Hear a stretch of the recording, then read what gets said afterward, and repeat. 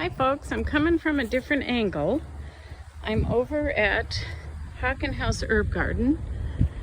This is Jenny Fagan from the Webster Groves Herb Garden, and this is the garden that we plant and manage for Hawken House, and we water it and take care of it, and we love it.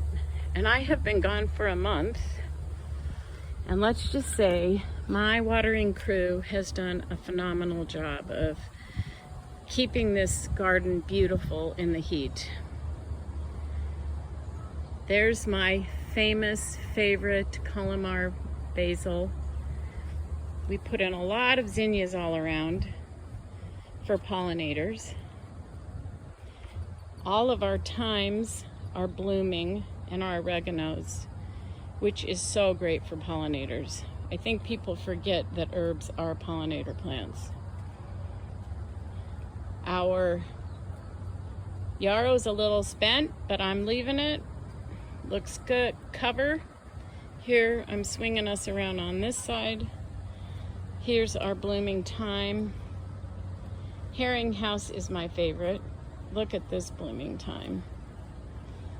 I just gave this garden a really good watering. Here's a close-up of the Columar basil. They keep their shape and they are extremely tasty. I put them in salads and pesto all the time. Here is our cosmere. That looks a little crazy and a lot of people hate it, but if you wait long enough for a plant, it's blooming and the pollinators are gonna love it. Here I just cut back our catnip. Still some flowers. Cosmere in the back. This is going to be spectacular this summer, at the end of the summer, even though we are in the dog days. This is pineapple sage. Pollinators and the hummingbirds love it.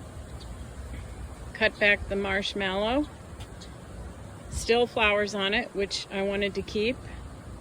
Here is our cray cray mint, but I'm inviting anyone who comes over to clip a handful. One lady just told me about making a liver detox drink.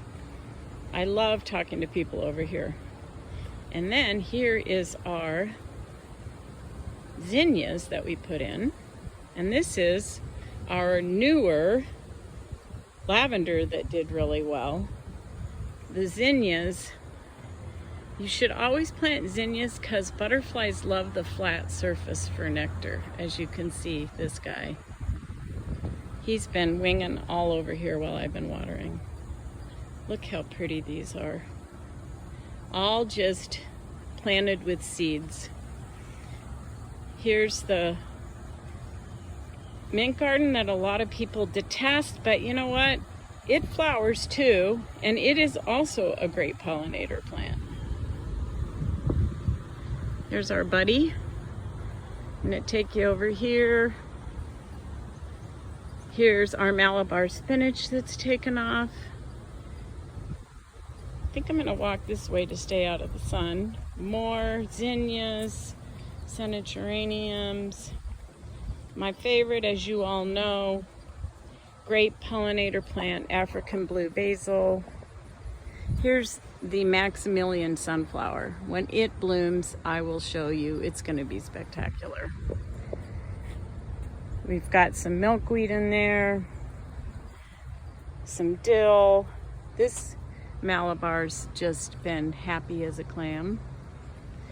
Then we're gonna come around here. I planted a lot of anise hyssop, or actually it's seeded, and what's gonna be so great is next year that will just reseed in this garden. And as you can tell, I like the uncontrolled herb garden, because an herb garden can be whatever you want to be. I'm anti-mulch. I'm a believer in letting these plants spread so that we don't have to weed as much. Here's basil doing well in here. There's a little piece of cardinal which will bloom later, which is beautiful. There is some aster for the pollinators. My new favorite basil, which is blue spire. Oh, my cracked cocaine plant, which is lemon verbena. Oh, so fragrant. Coming around, we've got patchouli right here. The lemon verbena is all tucked in here. I'm just so happy with how the garden looks.